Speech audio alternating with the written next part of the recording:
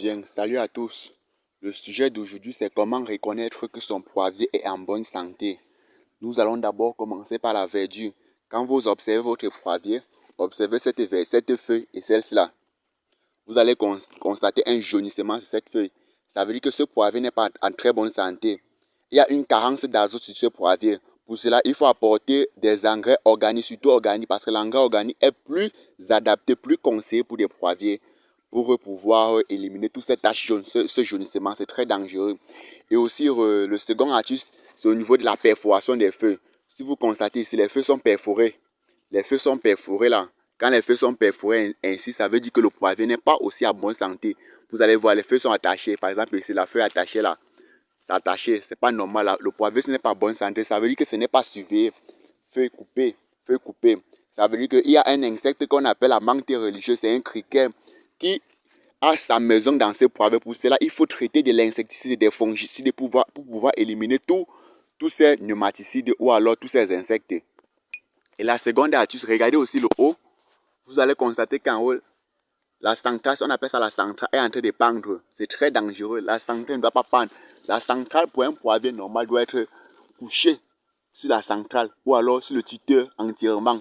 Ça veut dire que ce poirier est beaucoup négligé. Ça a beaucoup de négligence. Et si vous constatez au niveau du bas, la production ne commence pas directement vers le bas. Ici, il y a des espaces vides. Ça veut dire que c'est un mauvais ingénieur qui a suivi ce traitement. La production dans la norme, comme vous voyez la production ici, ça devrait commencer partout ici, remonter avant de continuer. Or, par contre, avec ce poirier, on constate bien que les graines sont bonnes, les graines sont bonnes, les graines sont bonnes, les graines sont bonnes. La feuille, il y a bien la bonne verdure sur la feuille.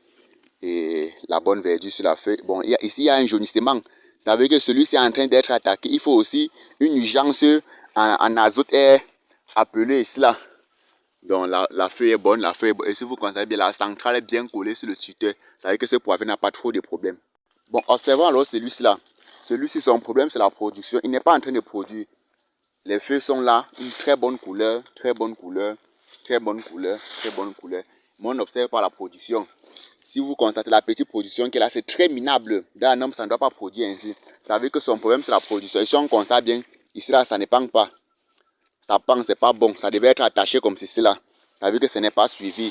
Mais le problème de la production, c'est lié aussi à l'ombrage. Si vous observez bien, c'est au pied d'un prunier, il y a l'ombrage. C'est pas bien, la plante doit être aérée, doit être au soleil. Comme cela, si vous constatez, ceux-là sont franchement au soleil, à l'œil nu. Cette plante aussi devrait aussi être à l'œil nu. Ça veut dire que pour résoudre le problème de ce poirier, qu'est-ce qu'il faut faire? Il faut juste tailler ses branches. Tailler surtout la branche, là, on taille ça. Et dès que les rayons lumineux doivent entrer, il va réaliser sa photosynthèse et produire facilement le poivre. Celui-ci, par contre, n'a pas de problème. Si vous constatez, la production commence dès le bas, c'est touffu à partir du bas. Observez bien, c'est touffu à partir du bas. Ça veut dire que celui-ci a été bien suivi. Et celui-ci aussi également est touffu à partir du bas. Donc la production commence dès le bas. Ça veut dire que c'est très bien suivi. Il n'y a pas de problème jusqu'ici. Il n'y a pas de problème. Il n'y a pas de problème.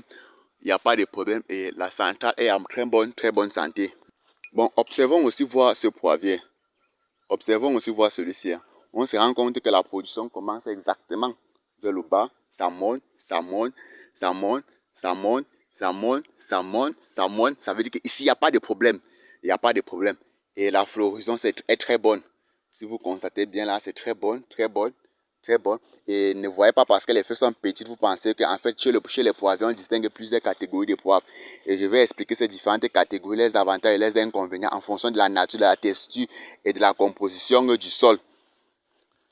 Dans une prochaine vidéo, bien sûr. Ok. Donc, restez connectés. Ceux qui ne sont pas encore abonnés, abonnez-vous, activez la cloche de notification pour ne rater aucune de nos vidéos sur la culture du poivre de A à Z. Quand vous observez ce poivre n'a pas 3 ans. C'est environ 2 ans, 4 mois. Mais il s'est très bien développé. Il n'a pas de problème. Il n'a pas de problème. Il n'a pas de problème. Il n'a pas de problème. Il n'a pas de problème.